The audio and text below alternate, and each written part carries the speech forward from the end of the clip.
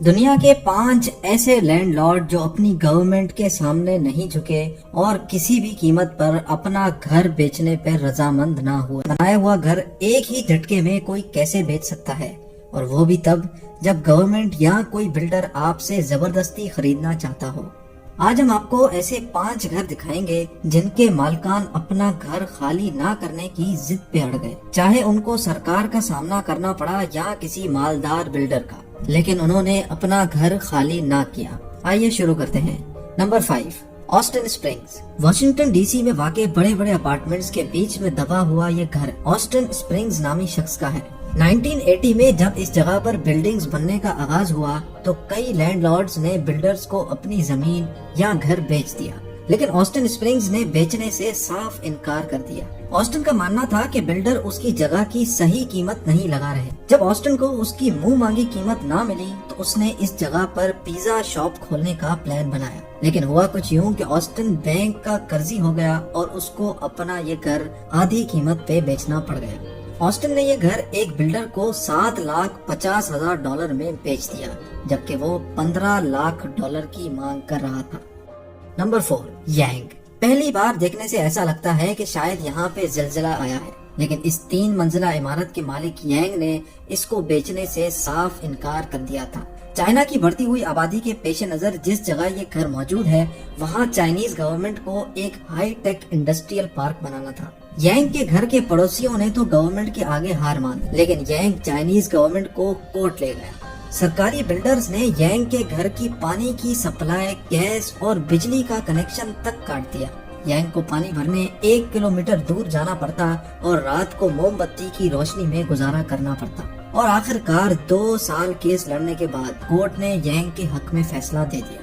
Number 3، mass field. Washington میں چھوٹا شہر ہے جس کا نام ہے سیئٹل۔ وہاں موجود ہے ایک شاپنگ مال جس میں ایک عجیب و غریب سا سوراخ نظر آتا ہے، لیکن قریب جا کر دیکھیں تو پتا چلتا ہے کہ یہ مال ایک چھوٹے سے گھر کے ارد گرد بنا ہوا ہے۔ یہ بات ہے 2006 کی۔ ہوا کچھ یوں تھا کہ اس گھر میں ایک 84 سال کی خاتون اکیلی رہتی تھی جس کا نام میس فیلڈ تھا۔ اس وقت اس کے ارد گرد چند گھر بنے ہوتے تھے اور باقی ساری جگہ خالی ہوتی تھی۔ جب یہ جگہ کمرشل ہو گئی تو بلڈرز نے یہاں شاپنگ مال بنانے کا سوچا۔ انہوں نے باقی تمام گھروں کے مالکان کو تو قابو کر لیا، لیکن یہ خاتون یہاں سے ہٹنے کا نام تک نہیں لے رہی تھی، حتیٰ کہ میس فیلڈ نے $1 ملین کی پیش کی قیمت بھی ٹھکرا دی۔ بلڈرز نے بوڑھی خاتون کو مزید تنگ نہیں کیا اور اس کے ارد گرد شاپنگ مال تعمیر کر دیا، لیکن 2 ہی سال کے بعد وہ بوڑھی خاتون میس فیلڈ گزر گئی۔ اس کی وصیت کھولی گئی تو اس میں لکھا تھا کہ میرا یہ گھر بلڈر کو گفٹ کر دیا جائے۔ بلڈر نے اس کے گھر پہ قبضہ نہیں کیا اور نہ ہی اس پہ کوئی مال کھڑا کیا، بلکہ آج بھی وہ گھر بلڈر مینٹین کرتا ہے، بلکہ یہ میس فیلڈ ہاؤس اتنا فیمس ہو چکا ہے کہ لوگ اب اس کے ساتھ سیلفیز لینے آتے ہیں۔ نمبر 2، لوو باؤجن۔ ایک بلڈنگ کا ٹوٹا ہوا حصہ ایک نئے روڈ کے بیچ میں کھڑا گاڑیوں کا راستہ روک رہا ہے۔ اس بلڈنگ میں کئی فلیٹس ہوا کرتے تھے جس میں سے ایک فلیٹ میں ایک بوڑھے میاں بیوی رہتے تھے۔ جب گورنمنٹ کو یہاں پہ ایک روڈ تعمیر کرنا تھا تو باقی سارے لوگ پیسے یا متبادل جگہ لے کر فلیٹ چھوڑ گئے، لیکن لوو باؤجن اور اس کی بیوی سرکار کی طرف سے دیے جانے والے متبادل فلیٹ سے مطمئن نہ ہوئے اور انہوں نے اپنا فلیٹ چھوڑنے سے انکار کر دیا اور ٹوٹے ہوئے اپارٹمنٹ میں ہی رہنے کا فیصلہ کیا۔ مجبوراً سرکار کو وہ فلیٹ اور اس کے آس پاس کے کمرے چھوڑنے پڑے اور اس کے ارد گرد روڈ بنا دیا گیا۔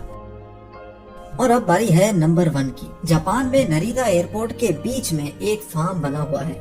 جب جاپانیز گورنمنٹ کو اس جگہ پر ایئرپورٹ تعمیر کرنا تھا تو وہاں موجود فارمرز نے اپنی زمین سرکار کو دینے سے صاف انکار کر دیا۔